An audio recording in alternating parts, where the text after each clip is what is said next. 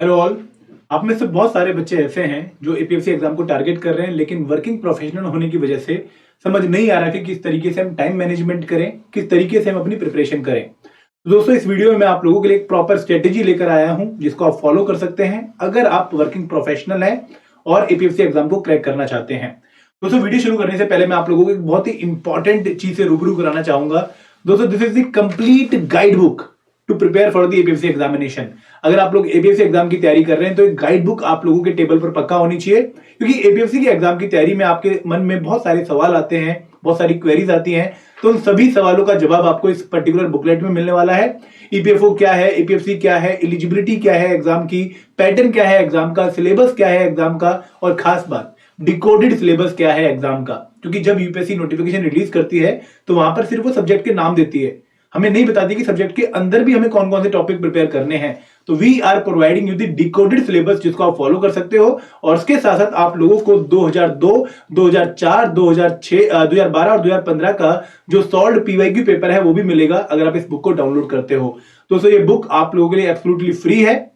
Description box में link दिया गया है और अभी जाके इसको डाउनलोड कर लो, ठीक है। तो ये आप लोगों के टेबल पर पक्का होनी चाहिए। तो अब स्टार्ट करते हैं हमारी आगे की वीडियो। तो इस वीडियो में हम सबसे पहले बात करेंगे कि आप लोगों को क्यों प्रिपेयर करना चाहिए एपीएससी एग्जाम के लिए। क्योंकि आप लोग कहीं ना कहीं अपनी करंट जॉब से सेटिस्फाई नहीं है, या तो मनी इशू होगा, या फिर सेटिस्फेक्शन नहीं होगी, या फिर कोई और इशू होगा, तो आप लोग स्विच करना चाहते हैं, ठीक है। तो APSC is a wonderful opportunity for all of you, जिसके लिए आप लोगों को पक्का प्रिपेयर करना चाहिए। क्योंकि इस पर्टिकुलर जॉब में अगर मैं बात करूं तो पैसा है, ठीक है, प्रेस्टीज है, पावर है, सिक्योरिटी है, अच्छी पोस्टिंग है, और सबसे खास बात कि आपको सोशल सर्विस करने का भी मौका मिलेगा। तो अगर आप किसी पर्टिकुलर गवर्नमेंट जॉब में ऑलरेडी वर्क कर रहे हैं, फॉर एग्जांपल बैंक में काम कर रहे हैं, तो यहां पर कुछ ना कुछ चीजें आप लोगों को कमी की पेश फॉर्म में देखने को मिल सकती है, जिसकी वजह से आप लोगों को अब एक नए टारगेट के बारे में सोचना चाहिए। दोस्तों, आप में से कुछ लोग ऐसे भी होंगे जो ऑलरेडी अपनी लाइफ में काफी टाइम तक जॉब कर चुके होंगे, जो ऑलरेडी उनको लगता होगा कि मैंने अच्छा कमा लिया है, अच्छी रेपुटेशन हासिल कर ली है, लेकिन अब मुझे अपनी बेस्ट कैपेबिलिटी के हिसाब से एक और अच्छे एग्जाम को देना चाहिए, ताकि मैं देखूं कि मैं जो कैपेबिलिटी रखता हूं क्या उस पर खरा उतरता भी हूं या नहीं उतरता हूं। तो आप में से तीन तरह के बच्चे मुझे देखने को मिलते हैं।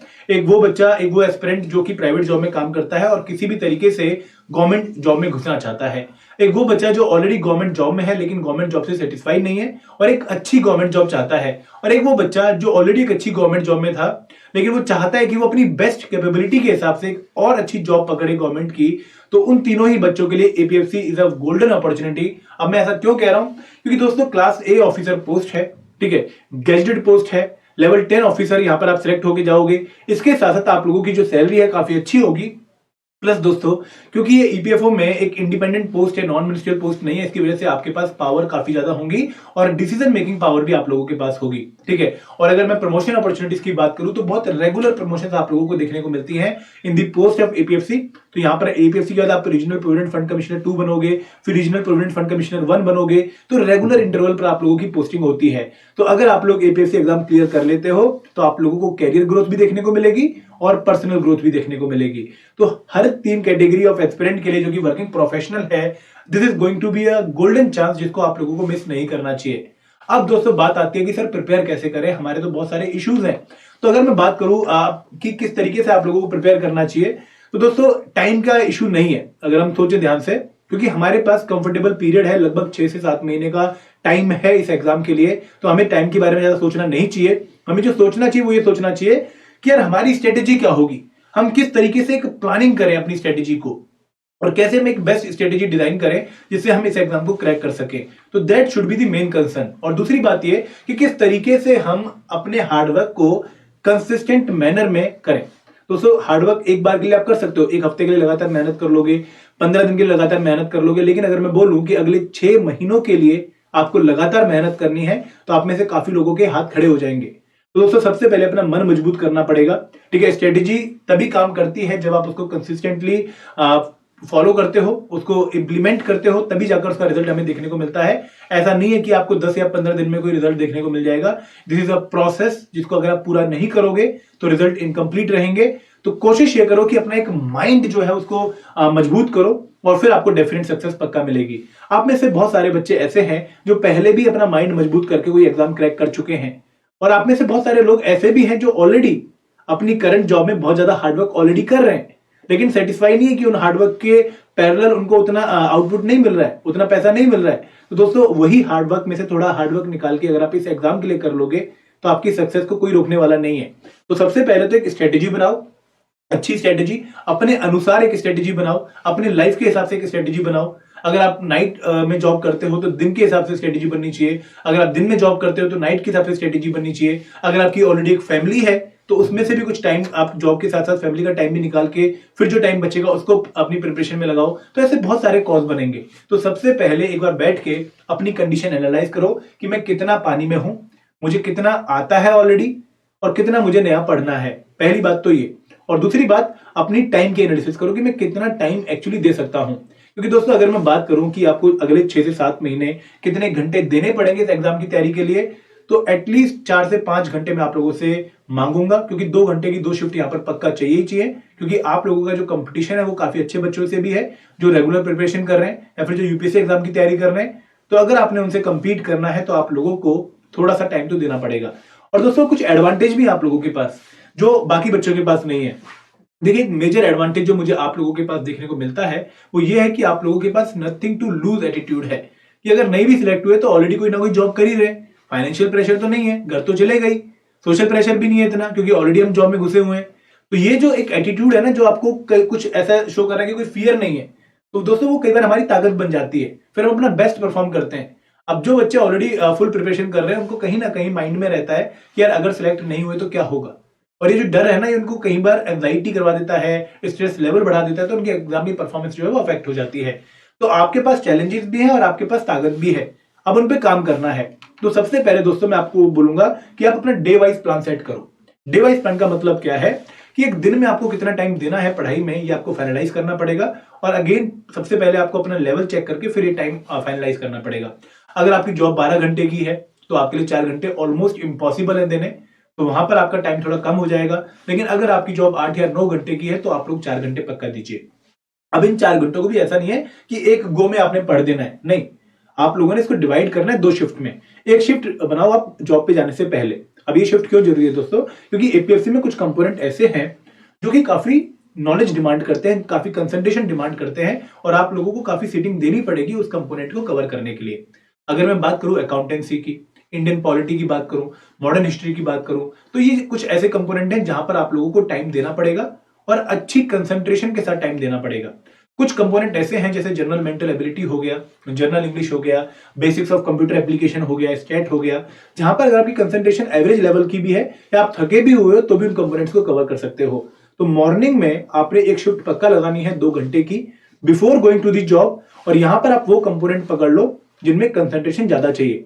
तो अगर आप मान लो 8 या 9 बजे जॉब जाते हो तो 5:30 से 7:30 की एक शिफ्ट पक्का लगा लो और ये कंपोनेंट आपको प्रिपेयर करने हैं नेक्स्ट 2 to 3 मंथ में, ठीक है। अब जो आपकी इवनिंग शिफ्ट होने वाली है वहां पर जब आप जॉब से आओगे तो दोस्तों आपको पक्का पढ़ना ही पढ़ना है। कई बार क्या होता है कि जॉब से बहुत थके हुए आते हैं, बिल्कुल भी मन नहीं करता पढ़ने का, या तो बॉस से लड़ाई हुई रखी होती है या फिर जॉब में किसी ने कमेंट कर दिया होता है, कुलीग से कुछ इशू चल रहा होता है, या फिर वैसे ही थके होते हैं काम की वजह से, तो बिल्कुल भी मन नहीं कर रहा होता पढ़ने का। तो दोस्तों मैं आपको यही बोलूंगा कि थोड़ा सा बाहर जाओ, गोलगप्पे वगैरह कुछ खाओ, ठीक है, अच्छा मूड करो और वापस आओ और फिर पढ़ने बैठ जाओ। लेकिन किसी भी तरीके से अपने इस मन को राजी कर लो कि यार पढ़ना तो जरूरी है। और दोस्तों फिर आप वो कंपोनेंट उठाओ जहां पर थोड़ी कम कंसंट्रेशन चाहिए।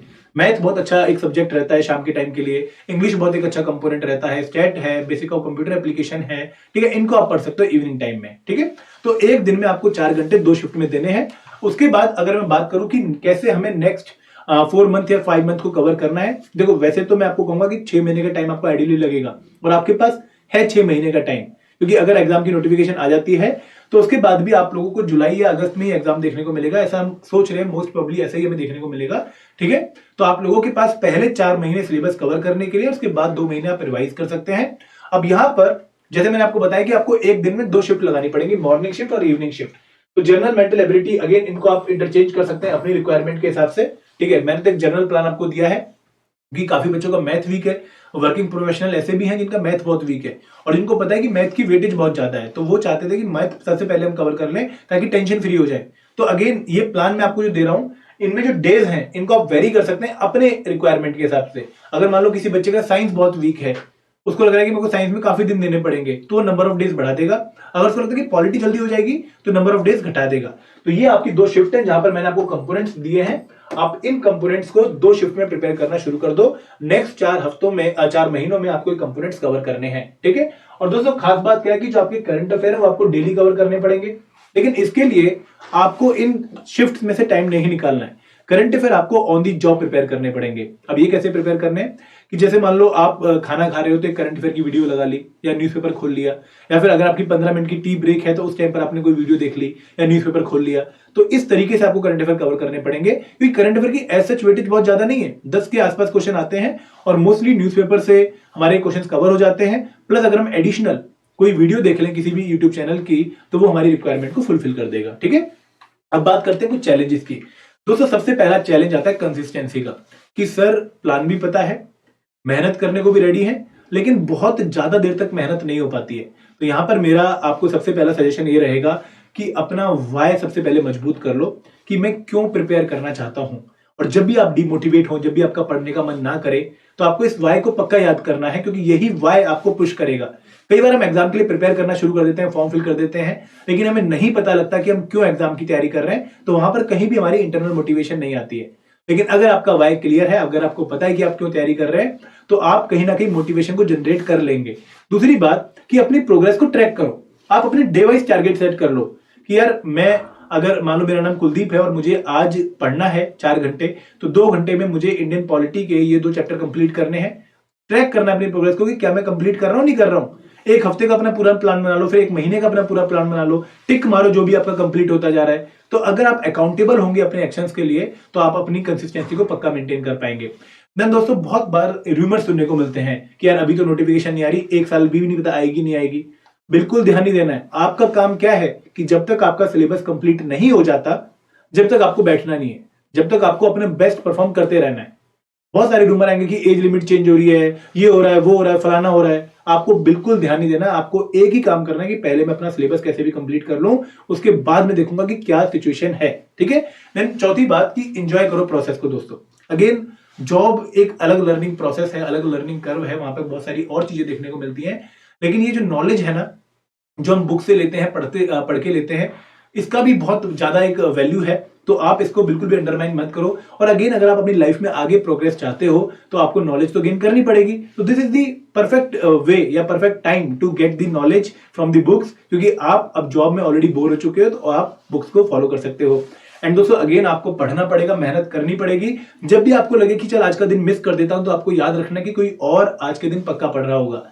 एंड दोस्तों अगेन, मैं आपको बार बार कहता हूं कि आपका कंपटीशन खुद से है, ठीक है। तो कंसिस्टेंसी की बात जब भी आए तो मोटिवेशन लाने के लिए आप कुछ भी एक तरीका यूज कर सकते हैं। अब बात करते हैं दूसरे चैलेंज की, चैलेंज ऑफ प्रैक्टिस।